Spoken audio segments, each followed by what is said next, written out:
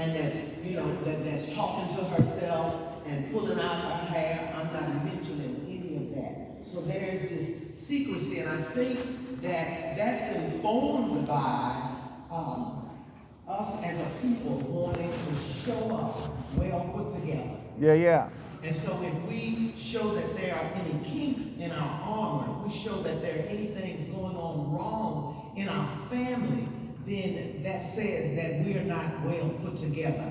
And some of that comes from the history of having been looked down on, the history of not being seen by others. And we have now brought that into our life and saying, I'm going to show up. That has something to do with even how we show up on Sunday morning. That's good.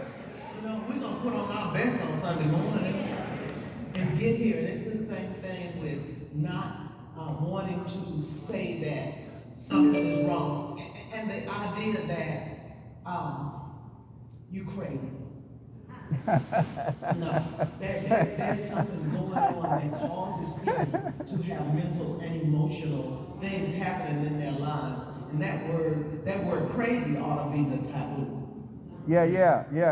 So when we talk about mental health, and it's so much you can deal with, I just want to cover a little bit, but certainly if these last few years you hear the word depression a lot, and you've seen so many people close and far commit suicide.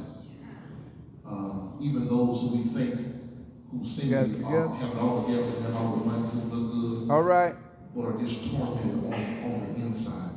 Let's walk through this. What is give me a definition. What is depression? Depression is a mental health disorder that's characterized by persistently depressed moods or loss of interest in activities, causing impairment in your daily living.